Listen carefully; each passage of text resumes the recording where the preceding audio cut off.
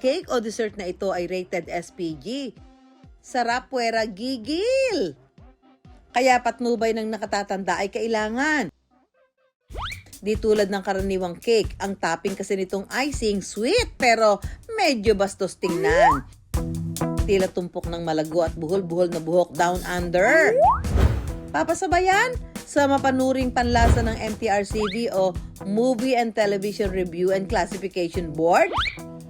Abangan ang kanilang classification sa mapanghas na cake. Sawadika! Ang controversial na cake na ito, una raw pinag-usapan sa Thailand. Sa purong puting frosting, tila may nakapatong na mahahabang hibla ng buhok. Kung malikot ang imahinasyon ng kakain, baka kiligin agad bago pa man makatikim. Tawag nila rito, bull cake. Recent lang yan, no, na lumabas sa mga social media platforms, no, nagsimula sa Thailand. At dahil nga napakalawak na, no, ng reach, no, ng mga social media platforms, nakarating dito sa Pilipinas. So yung bull cake na yon, kumukuha sila ng sea moss, dried sea moss, no, na inilalagay doon sa cake, no, kaya nagmumukhang maselan, no, sa paningin ng iba. Dito nakahugot ng inspirasyon ng ka-wonder nating si Cherry para gumawa ng kanyang version ng controversial na cake. Curious ako, sige nga, subukan ko. At paano bang gawin? And then nagtingin ako, meron naman palang nabibili online ng pang-toppings dito, yung CMOS nga po. Sinubukan ko siya. Ang akala niya noon na isa lang trend, naging recipe ng tagumpay ng kanyang bake shop.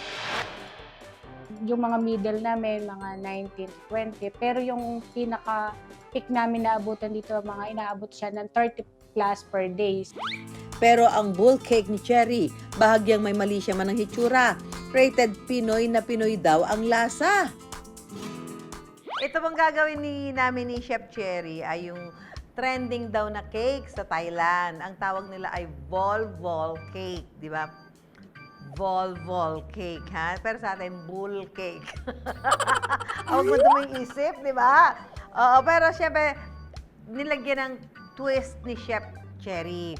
Ang kakaiba ngayon dito ay meron siyang leche flan. Ba't mo nilagyan ng leche flan? Para po kakaiba kasi yung sa Thailand, parang yung ordinaryong cake lang. Since Pinoy tayo, what if ako lagyan ko ng baked leche flan sa gitna.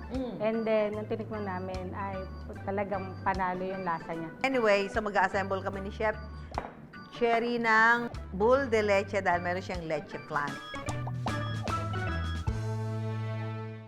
Ito na ho ang pinaka-exciting part.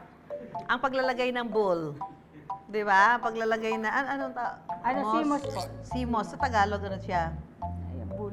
Bull. Ako ang na-open dito.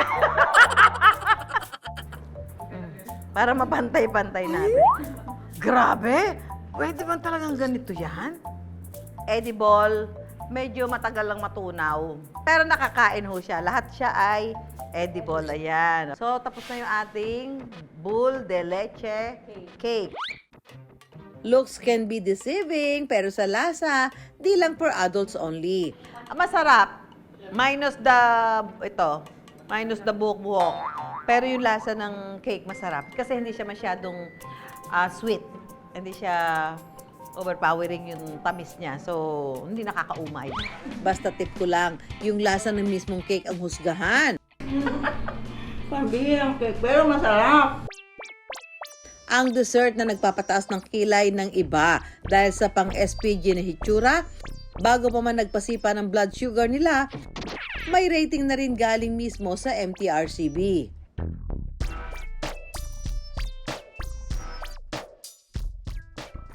Yung unang tingin, medyo i-X ng mga iba ito. Kasi kung R18 o ano.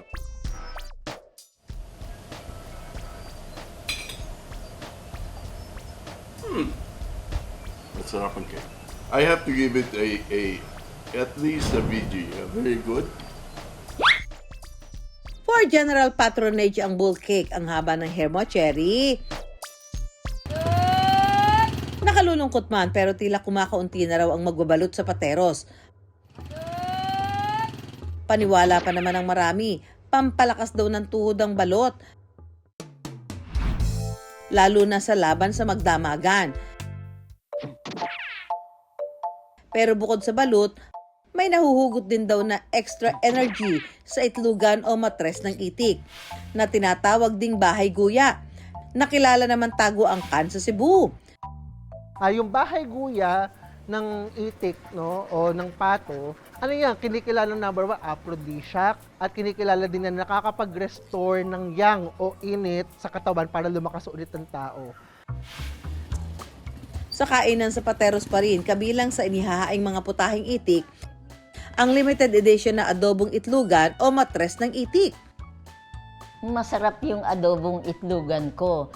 Kasi kung hindi yan masarap, hindi agad yan mauubos at hindi yan babalikan ng mga customer. 3 beses kada linggo lang daw inihahain sa kanilang karinderya ang adobong itlugan dahil bihirang makahanap ng sangkap na matres ng itik. Nililinis ang itlugan o matres ng itik gamit ang suka at asin para maalis ang lansa.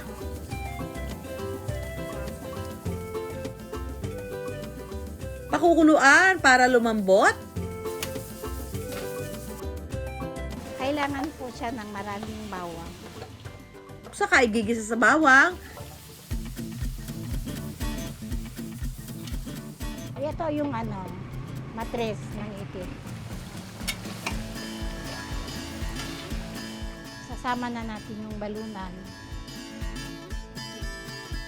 Timplahan ng pampalasa.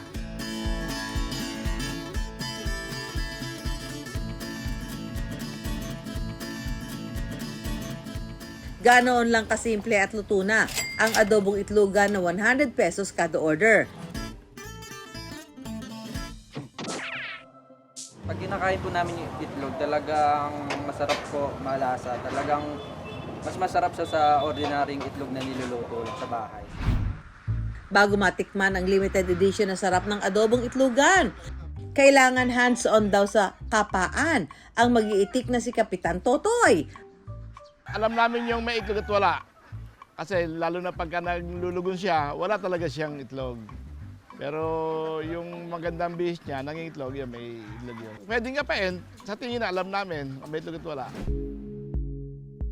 Para mas lumalagablab ang pangangapa ng itlogan,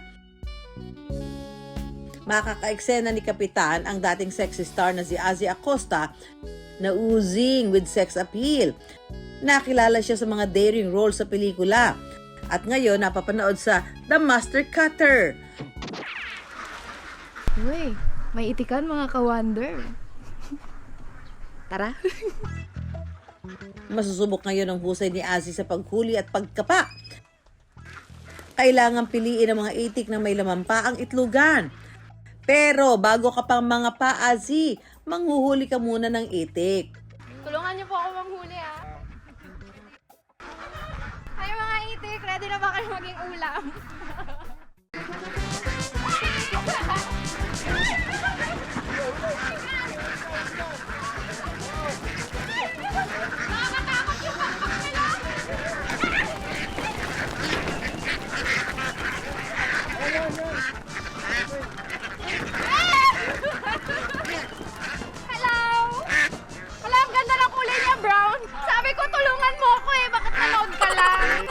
Ang galing mong pumili, bao. May itlog bao. Ay, talaga? Ito, ano, pay mo. Kawawa naman siya. First try, jackpot agad si Azzy ng may itlogan. Naawa pagkatapos asar-asarin, naawa. Nakakalungkot. Nakaasar lang ako pinatay. Sabi ko, pag tumanda ako, magre-retire ako, magpa-farm ako. Tanim na lang pala Ito, tinlulutuin. Maano yung itlogan. May adobo. Ang tipong luto raw ni Azzy ngayong araw para sa itlogan, the OG adobong itlogan. Hi mga ka-wonder! Ngayon, magluluto tayo ng adobong itlogan.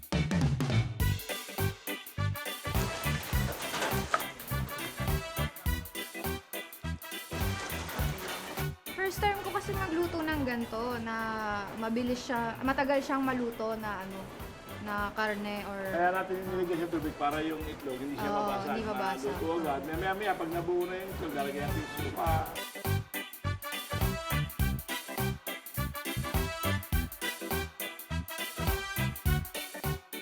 Siyempre, ipatitikim yan sa inyo ni Azzy. Ngayon, ipapatikim na natin sa ating mga ka-wonder. Napakasarap po ng pagkakaluto. Tingnan niyo po. Kamusta po yung texture? Kaya pa.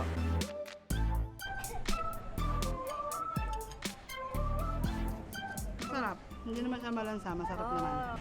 Ayun mga ka-wonder, approve. Yung premature egg kasi mismo, mataas siya sa ilang mga antioxidants. For example, yung zeaxanthin, risky din kapag meron tumataas sa blood pressure, meron tumataas sa problema sa bato. So, imbis na maging aphrodisiac, no, maaaring maging dulot pa siya ng gout.